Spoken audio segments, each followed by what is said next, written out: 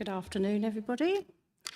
Welcome to the East Kent Services Committee. My name is Nikki Mills. I'm the Director of Finance at Canterbury. Just give a couple of housekeeping things. First of all, there is no fire alarm planned for this afternoon. Should the alarm sound, please leave via the nearest available emergency exit.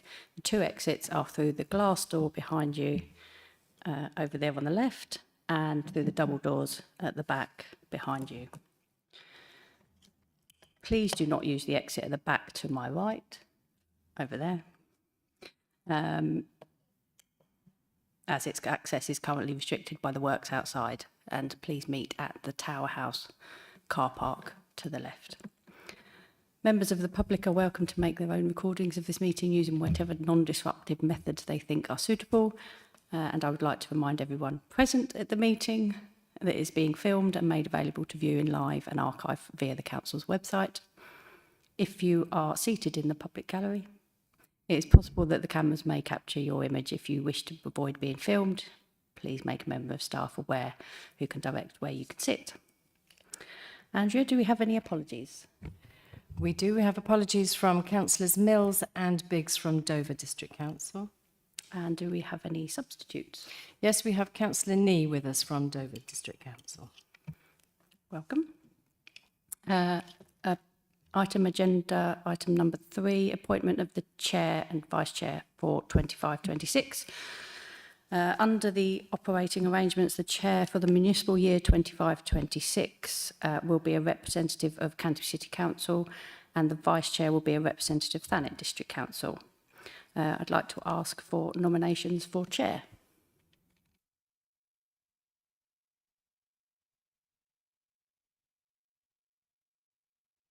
Councillor Everett.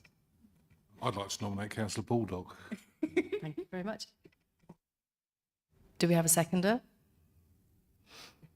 Thank you very much, Councillor Whitehead. And can we take that on general assent? Is everybody happy?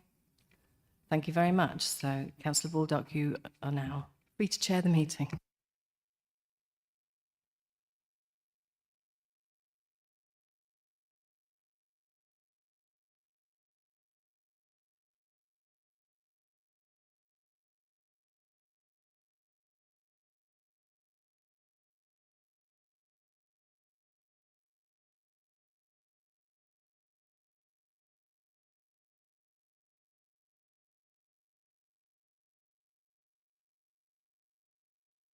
Okay, so now we are looking for the vice chair, and as Nikki said earlier, that would be Councillor Rick Everett normally.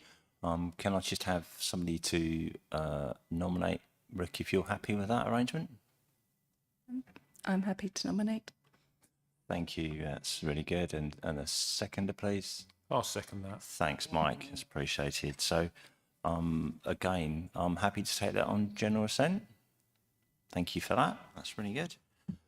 Okay, so we also need to agree the minutes of the previous meeting. Are we happy with that? If so, we do that by general assent as well. Thank you for that. So do we have any declarations of interest that we really ought to be raising now? Nobody there? Nope. Okay, that's really good, so that's fine. Now what we're looking for is the main substantive bit of our agenda, which is the approval of the Partnership 1 business plan, which we've all had a copy of and had a chance to have a read of it as well. And I thought it's pretty clear. So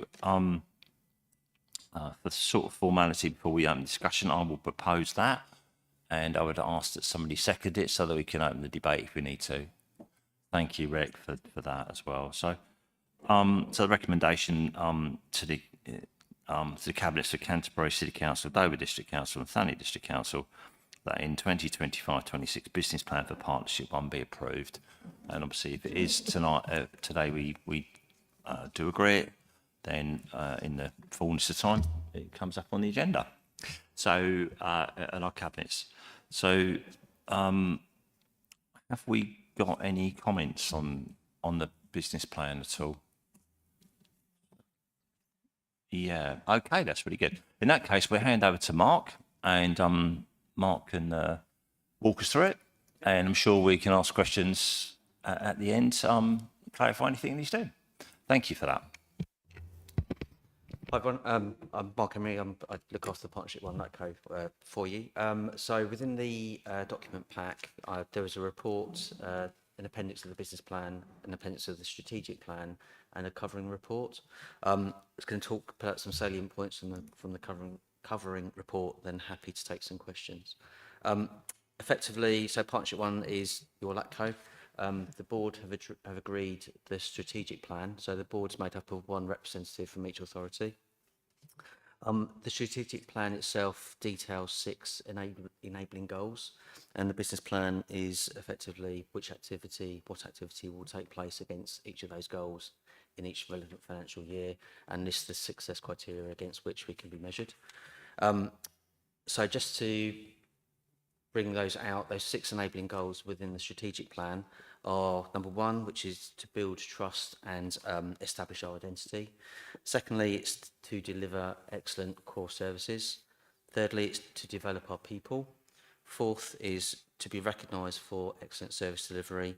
Fifth is to seek appropriate trading opportunity as it arises and when as it's appropriate.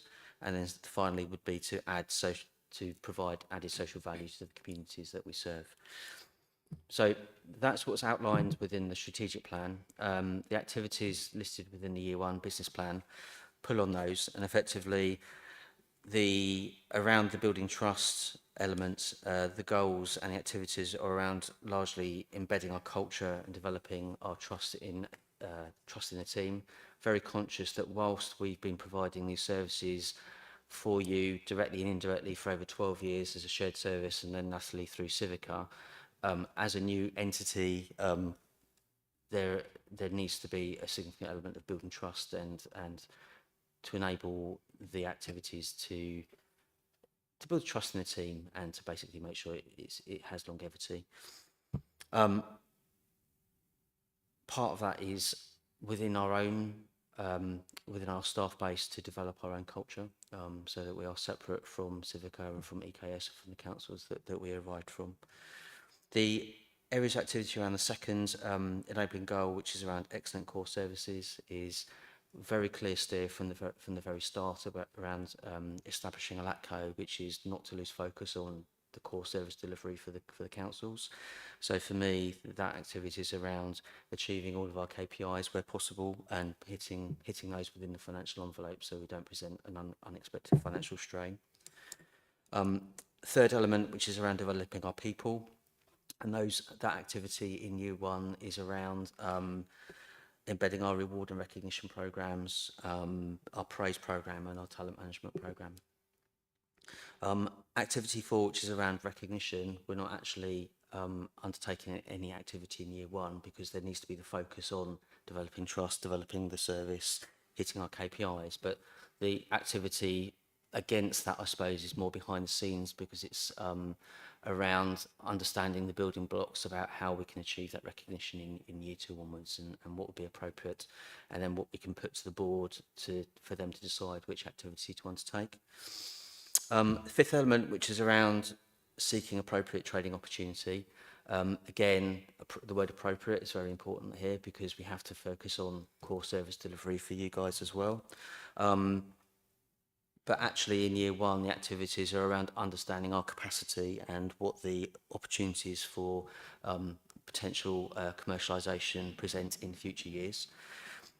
LGR has got a big impact on that, so that weighs in on that strand quite significantly.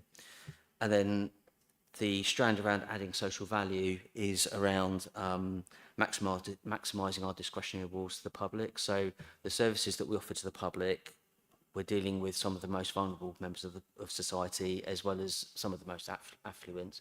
So we have to ensure that the services that our working practices, our services and our policies are hitting all the right notes in terms of the communities that we serve, So through maximising our discretionary awards, making sure they're appropriately delivered. And equally, from a staff perspective, we have a programme called Donate a Day where every member of staff can give 3 charity days a year. So it's about promoting that into the local communities. So I think that was how I would summarise the activity against those key themes. Happy to expand on any or take questions, but up to you. Go ahead, Rick. Thanks. Yeah, thanks, Mark. I think we're all in this uncertain landscape about local government reorganisation. Obviously, it's a slightly different challenge for you because, in theory, a new unitary council could come along and say, we don't actually, you know, the services are going to need to be provided, but they could opt to decide, they could, in theory, opt to deliver them in a completely different way. Whereas, obviously, for a lot of council staff below very senior levels, it's likely that they will carry on delivering the services because certainly in the medium term. What particular challenges does that pose for you? And I suppose it goes from the extreme of no role for Partnership One in these services in East Kent in future to potentially offering those services to unitary authorities outside the 3 that you're serving at the moment. So how are you dealing with that issue?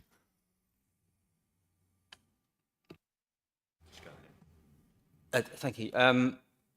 Very valid, all valid points that we're actually actively working on. So LGR presents a threat and an opportunity to the LATCO, where we are to effectively, the core team that run the LATCO are the core team that has delivered these services on your behalf for that number of years. So we have extensive experience of onboarding, cultural alignment, process alignment, service delivery, and then still making sure that we deliver excellent services. Any new future governing body can make a choice about the service delivery that they would want to deliver their services. There is I suppose my role over the interim period is to deliver such good services that a LATCO is on that table and is a very valid contender to continue delivering services, potentially in an expanded manner as well. The ownership of the company would logically transfer to the new entity. So effectively it becomes at that new entity's disposal to use as it sees fit. However, the core team would still be present and would still add value into any form of service delivery vehicle. So options would still be there. I think that once we are clearer on the geographic boundaries, then it becomes a much more fluid conversation to have around where do you see Partnership One operating in the future?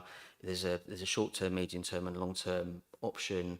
There are services that we do on behalf of one authority now that we might not do on behalf of another authority. So there are white space opportunities that we could move ahead of vesting day.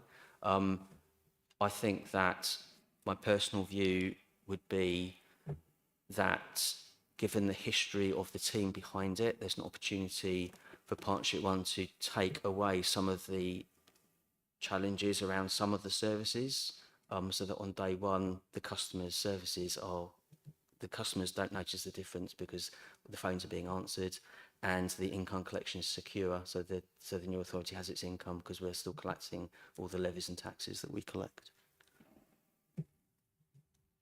Yeah, that's wise words, I think, isn't it? I mean, it's quite encouraging. Have anyone else got some comments on that particular point before we move forward on that? Because I think it's on all our minds, isn't it, to get that right. And obviously it's good to know that you would consider that you'd have the capacity to at least work that through with the authorities. Obviously one model considering is, broadly speaking, the 3 councils sitting in this room, isn't it? But there's other models that break that up. So, you know, we are in a very uncertain period of time, so that's really good. Is there any other points at all? Are we happy to do that? I'm going to take Mike first, and then you, Helen, after that. Thank you. Thank you, Chair. In the first year accounts, the IT cost is over 1 million. Is that a startup cost or is that like just be an ongoing cost? They're ongoing costs. So under the previous arrangement with Civica, the councils owned all the IT that we operated, so the core systems that we used. Under this arrangement, because effectively we used the profit element that was made under the previous arrangement to absorb more costs from the councils, all the IT contracts have novated into Partnership One. So they're new costs to the company, but previously existing costs within the councils. Yeah, that's helpful. Thanks for that. Helen? Thank you. I'd just like to express my support for 6.1 in terms of maximising the discretionary ability around people who are struggling. I think the third sort of recommendation in terms of criteria, in terms of promoting awareness of vulnerability across all areas is really important, because there are often circumstances where one area may know and be aware of a vulnerability, but it might not be as obvious within other sections. So yeah, that kind of ingrained and deliberate choice in terms of the workforce and training is really important. So well done. Yeah, I endorse that. In fact, last night we were talking at a meeting, weren't we? And it was really apparent that she's not running a business, she's running a council. And there's a whole different mindset to that. It doesn't mean to say you just let off the reins, but it has to reflect the people that we're doing this work for. And that's good to see that reflected in the ethos of Partnership One as well. So I think everyone thinking and working in the same way is always helpful, especially with the three councillors in this room. Rick, you want to come back? Yeah. Oh, sorry. Yeah, small point of little substance, but could we just have a look at the language on page 3 of the business plan under Partnership One goals, where they're listed out? Most of this is written in quite accessible English, which is, credit to the people who drafted it. But where it says our goals are governed by clear principles centred around effective customer centricity, I think that's a bit clunky. Could probably tidy it up a bit.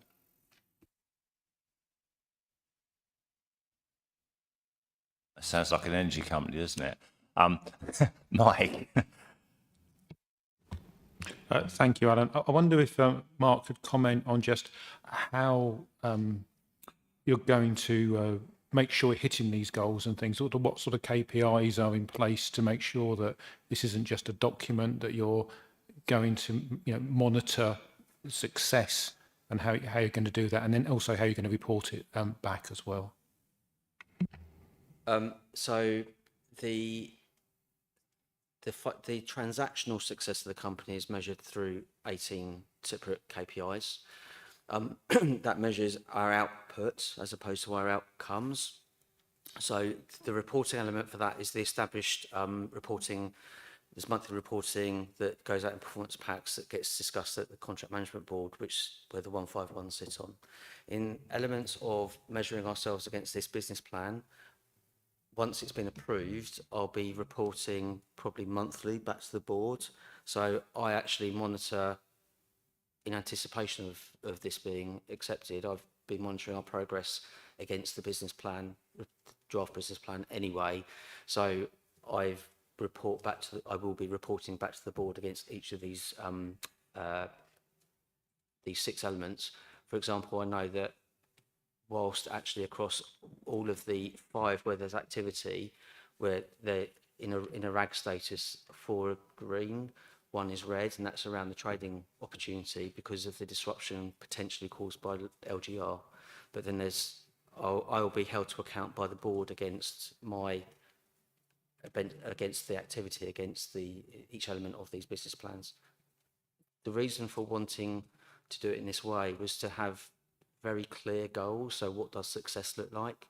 So the elements within the plan are hopefully quite binary and easy to measure against, and then equally, if I don't achieve against them, I'm responsible for not achieving against them. Yeah, thanks for that. Any come back on that, Mike? No, that's going quite quite encouraged. I think also I'm minded that at this point in time, with that first year in, I think you were fairly straightforward and honest that this is a year for setting up and reflecting. So I guess the first set of results that we would see would be, you know, quite actually enlightening, to be truthful, wouldn't it? I mean, there's no hiding if you've taken a year's breath. So you know, clearly if you're on the wrong path to start with, that's going to be wrong. So I don't feel that is the right, you know, there's a problem, but that's quite a significant thing to do. Any other points, anyone? Okay. Can we just reflect back on when we're going to come back and have a look at this again? You know, if you like to reflect on the results of this first period of time, when do we have a meeting booked in for that? I'm looking a bit dim-witted. I didn't think we did. When did we reckon? 3 months, 6 months time? Any thoughts from the floor? Michael, yeah. Although I probably won't be here, I would suggest tying it into part of the cycle of reporting that Partnership 1 do, and perhaps 2 quarters worth would give a clear picture of where you were. Yeah, so it'd be looking at the first quarter of reporting, wouldn't it, in the new plan? So I think seems to make sense to me, I think, if that's all right with you. And I think that would be in a relatively quick time, which would not be a bad thing, would it? I think when we set this up. So, yeah, perhaps we'll leave that with you too. It was every quarter from, was it? Michael? Sorry. In terms of the first reflection, Yeah. after the quarter, and then perhaps decide as you go along, because you don't want to, because remember the quarterly reports will be looked at individually by each of the cabinet members responsible for finance in the authorities as well. So this is the overarching body that controls it. But a first quarter for sure, perhaps the second quarter, but then it might go down to half yearly. But it depends on the mood of the committee. Yeah, I think that makes sense actually. Yeah. We can slot it into the process because this is an annual business plan, so the year 2 business plan will need to come to you for approval as well. So given that we're probably more through the year than we would be in a normal cycle, at the point that we're reviewing and benchmarking against this year, we can be bringing the proposals for the following year for you to review as well. Yeah, so we sort of date out on that appropriate point then. Yep. Yeah, that seems to answer that question, doesn't it, really? Yeah, exactly. I think we need to know where we're starting from, which would be really good. Happy with that. So that seems to be, and I'll leave that with Nikki and you to sort that out and get something in the diary. Okay. Yeah, that'd be good. Thanks for that. Any other points at all? Some good points there. Thanks for that. Okay.